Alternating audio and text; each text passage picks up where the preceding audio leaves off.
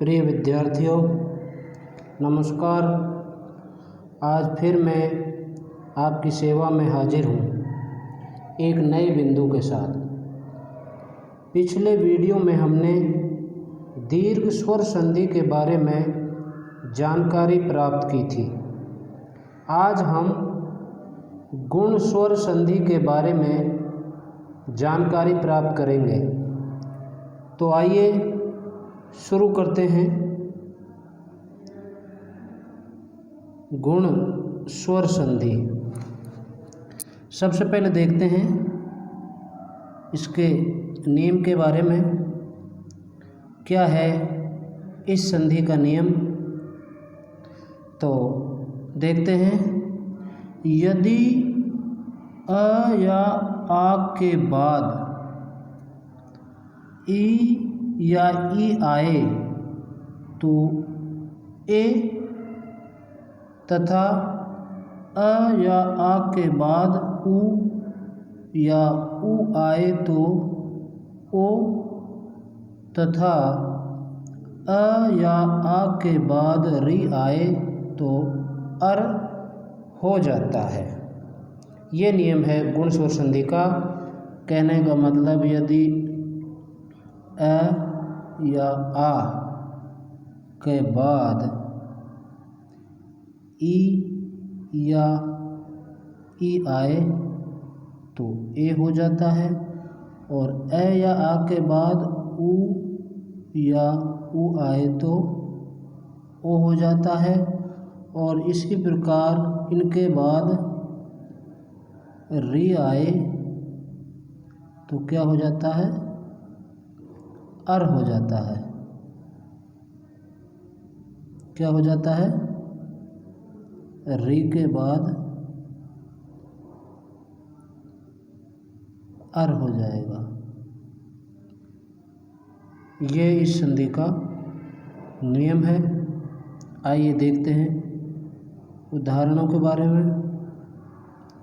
सबसे पहले देखते हैं उदाहरण, जैसे रमा प्लस ईस शब्द बनेगा रमेश।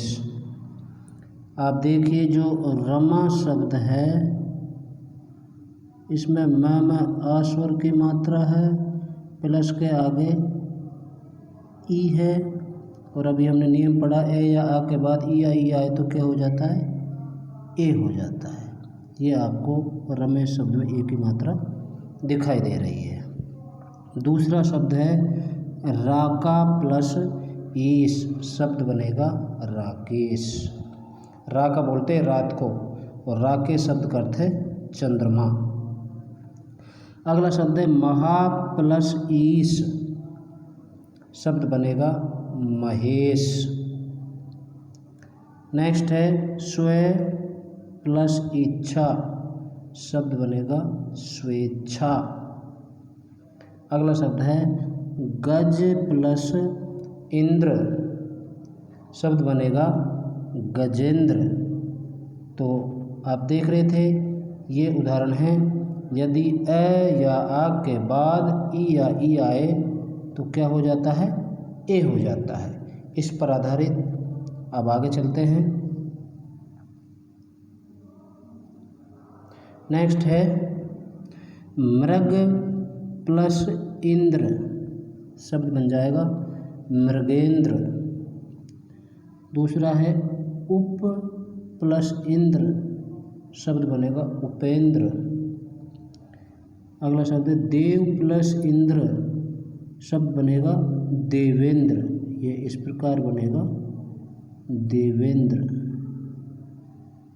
देवेंद्र। नेक्स्ट है, ये प्र शब्द है, प्र प्लस इच्छा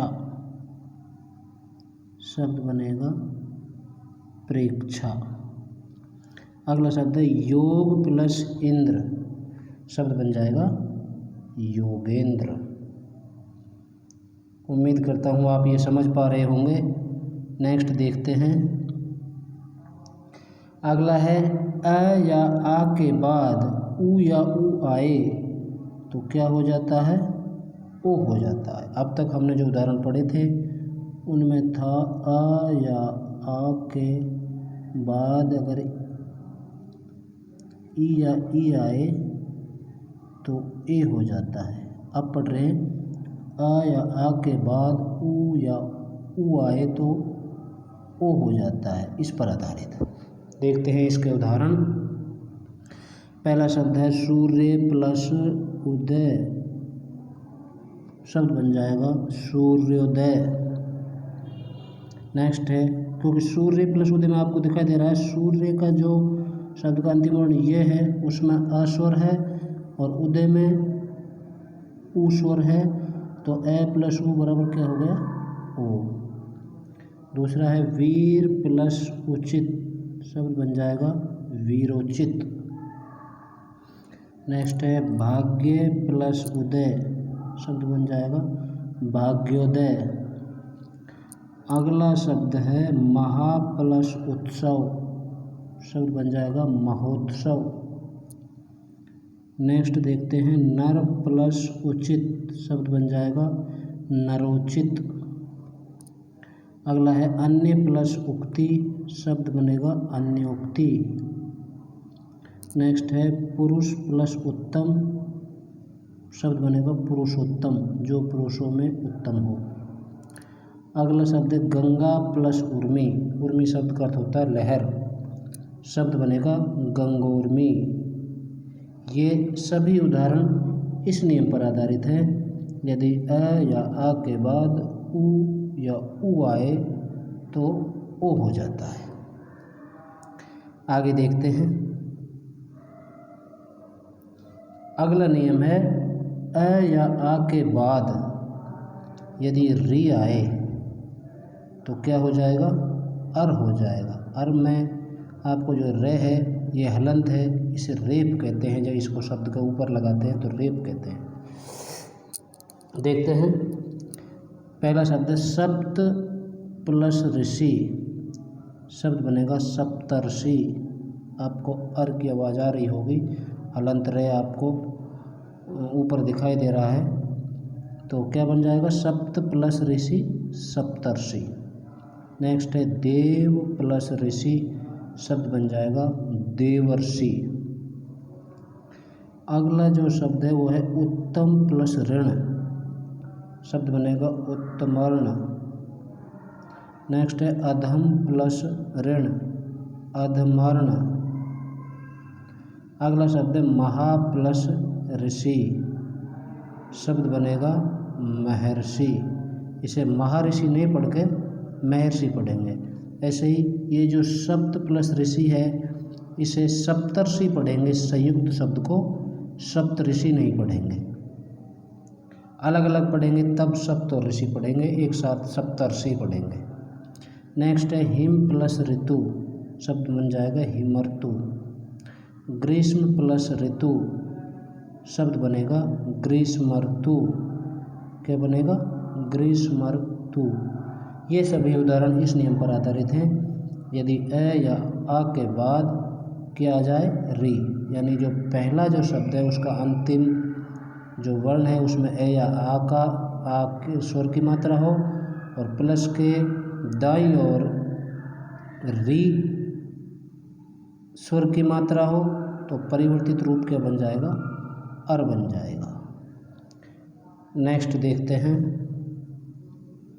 इस संधि में कुछ शब्द ऐसे हैं कि जो इस नियम पर खरे नहीं उतरते हैं, उनको अपवाद में शामिल किया जाता है। ये वृद्धि स्वर संधि के अंतर्गत आते हैं। देखते हैं।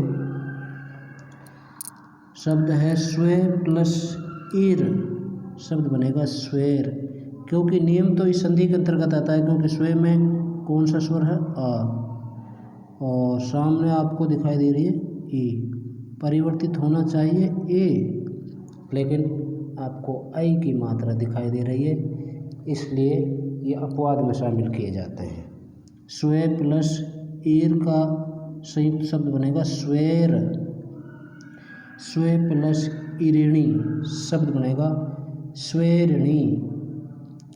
प्रे प्लस उह शब्द बनेगा प्रोह।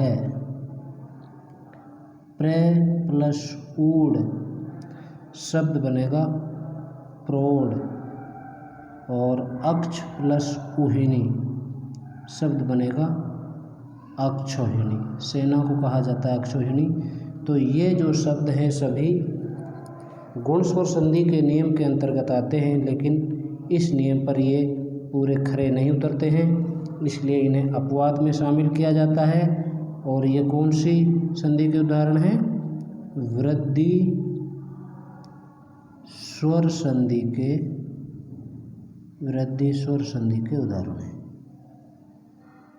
आप सभी से निवेदन है कि आप सभी चैनल को सब्सक्राइब करें, वीडियो को लाइक और शेयर करें। मैंने पिछले वीडियो में भी आपसे कहा था कि आप टेलीग्राम चैनल को जल्दी से ज्वाइन कर लें, जिससे आपको MCQ के माध्यम से अभ्यास कार्य शुरू किया जा सके।